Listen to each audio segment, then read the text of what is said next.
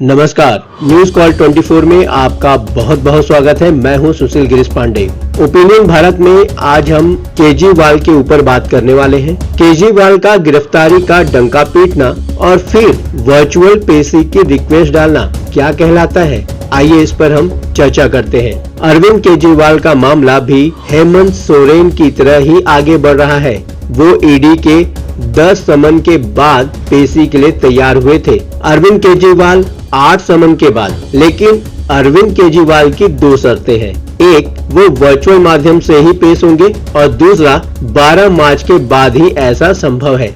अरविंद केजरीवाल और प्रवर्तन निदेशालय दोनों ही अपने अपने तरीके से काम कर रहे हैं। 2023 के विधानसभा चुनाव के बाद अरविंद केजरीवाल अब लोकसभा चुनाव 2024 की तैयारी कर रहे हैं और प्रवर्तन निदेशालय पेशी के लिए एक के बाद एक समन भेजे जा रहा है। दिल्ली विधानसभा में बतौर वित्त मंत्री बजट तो आतिशी ने पेश किया, लेकिन अरविंद केजरीवाल की भी व्यस्तता तो रही ही।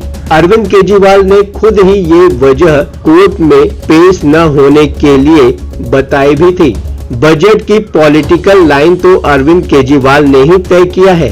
राम राज्य के बजट के रूप में ही तो प्रचारित भी किया जा रहा है। अब तो दिल्ली में भी मध्य प्रदेश जैसी लाडली योजना की एंट्री हो चुकी है। आतिशी के बजट पेश करने के बाद अरविंद केजरीवाल बता रहे हैं कि महिलाओं के बड़ी संख्या में फोन आ रहे हैं, खूब आशीर्वाद मिल रहा है।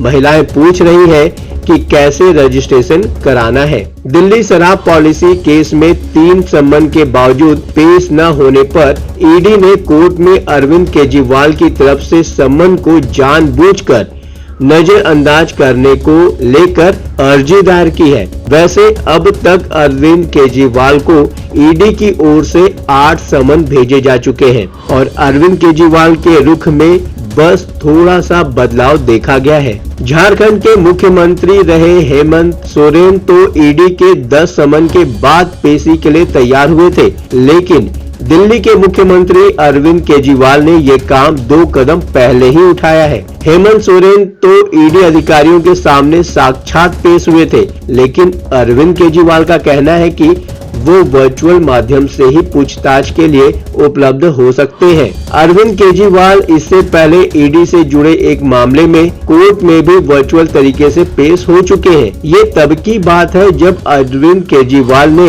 दिल्ली विधानसभा में विश्वास मत हासिल किया था। कोर्ट को अरविंद केजरीवाल ने बताया था कि वो अदालत पहुंचने ही वाले थे कि विश्वास प्रस्ताव आ गया। सुनवाई के बाद कोर्ट ने उनको 16 मार्च को साक्षात मौजूद रहने का आदेश दिया है। अब ईडी के सामने भी अरविंद केजरीवाल वैसे ही पेश होना चाहते हैं जैसे कोर्ट के सामने पेश हुए थे। जाहिर बात है अरविंद केजरीवाल ने ये कदम भी अपने कानूनी सलाहकारों की राय के बाद ही उठाया होगा, क्योंकि ये सवाल तो उठता ही है कि अगर कोर्ट के सामने वर्चुअल पेशी के लिए वो राजी हैं, तो ईडी से क्या दिक्कत है भला।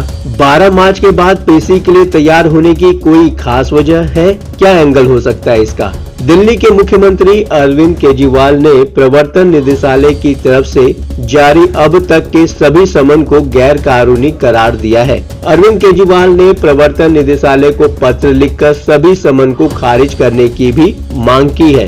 एक और खास बात जिसका अरविंद केजरीवाल बार बार और विशेष रूप से उल्लेख करते आ रहे हैं, अरविंद केजरीवाल का कहना है कि ईडी ने अब तक उनको ये जानकारी नहीं दी है कि उनको किस हैसियत से दफ्तर में पेश होने के लिए बुलाया जा रहा है। आरोपी के रूप में, चश्मदीद के रूप में, दिल्ली के मुख्यमंत्री या फिर आम आदमी पार्टी के प्रमुख के तौर पर। अरविंद केजरीवाल को मिल रहे ईडी के सम्मन को लेकर आम आदमी पार्टी नेताओं की तरफ से भी स्टैंड साफ किया जाता रहा है। अरविंद केजरीवाल की गिरफ्तारी की भी आशंका जताई जा चुकी है और अरविंद केजरीवाल की संभावित गिरफ्तारी की सूरत में एहतियाती इंतजामों की भी विस्तार से चर्चा हो चुकी है। आम आदमी पार्टी तो ये सर्वे भी करा चुकी है कि ईडी द्वारा अरविंद केजरीवाल को गिरफ्तार कर लिए जाने की स्थिति में क्या जेल में दिल्ली की सरकार चलाई जा सकती है। दिल्ली सरकार में मंत्री आतिशी तो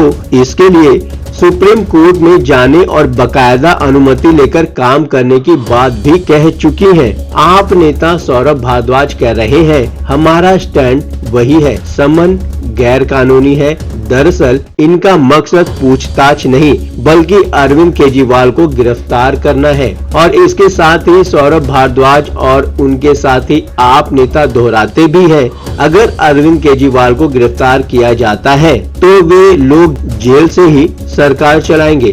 देखा जाए तो अब अरविंद केजरीवाल का मामला भी जेएमएम नेता हेमंत सोरेन की तरह ही आगे बढ़ रहा है। वो ईडी के 10 समन के बाद पेशी के लिए तैयार हुए थे और अरविंद केजरीवाल 8 समन के बाद वो वर्चुअल माध्यम से पेश होने को तैयार हुए हैं, लेकिन वर्चुअल पेशी भी 12 मार्च के बाद ही चाहते हैं। 8वें समन के जरिए अरविंद केजरीवाल को 4 मार्च को बुलाया गया था, लेकिन वो पेश नहीं हुए। समन को लेकर आम आदमी पार्टी की तरफ से पहले भी कहा गया है कि ईडी को समन भेजने के बजाय कोर्ट के फैसले का इंतजार करना चाहिए। 8वां समन जारी करते वक्त ही प्रवर्तन निदेशालय ने अरविंद केजरीवाल की उस दलील को खारिज कर दिया था कि पेश होने के लिए भेजा गया नया समन अवैध है, क्योंकि मामला अदालत में विचाराधीन है।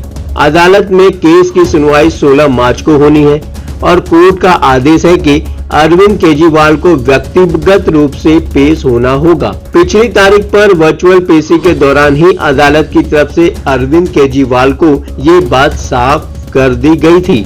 अब तो दिल्ली सरकार का बजट भी पास हो चुका है और 8 मार्च को बजट सेशन भी खत्म हो रहा है। आखिर अरविंद केजरीवाल 12 मार्च के बाद ईडी के सामने वर्चुअल पेशी की तारीख क्यों रखना चाहते हैं? तब क्या होगा अगर ईडी एक दिन बाद ही वर्चुअल पूछताछ के लिए तैयार हो जाए और अदालत की तरह व्यक्तिगत पेशी के लिए अगले दिन की तारीख दे दे? 12 मार्च के बाद कोर्ट की तारीख से पहले 3 दिन बचते हैं। हो सकता है अरविंद केजरीवाल कुछ और कानूनी रास्तों की तलाश में हो, लेकिन क्या 16 मार्च की सुनवाई से पहले ईडी के अफसर अरविंद केजरीवाल को गिरफ्तार करना चाहेंगे?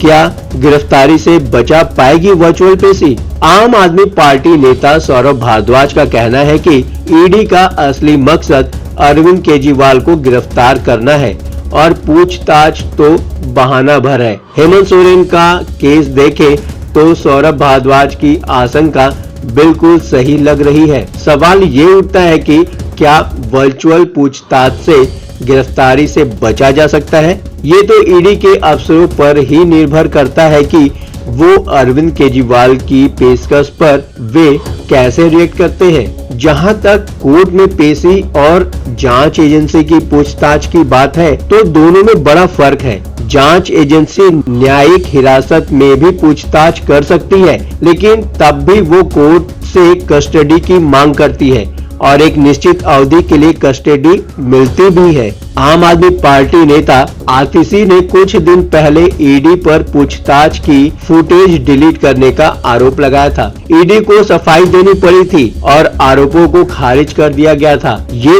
तो है अरविंद केजरीवाल के साथ अगर वर्चुअल पूछताछ होती है तो फुटेज को कोई डिलीट भी नहीं कर सकता। अरविंद केजरीवाल भी तो यही चाहते हैं, लेकिन अरविंद केजरीवाल के ईडी से ये सब कहने से तो कुछ होने से रहा। ये सब तभी संभव है जब अरविंद केजरीवाल ये मांग कोर्ट से करे और हाँ, कोर्ट उसे मंजूर भी कर ले। आम आदमी का मामला होता है तो कुछ भी संभव था।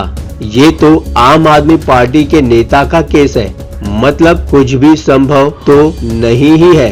आपको क्या लगता है, क्या अरविंद केजरीवाल आरोपी है?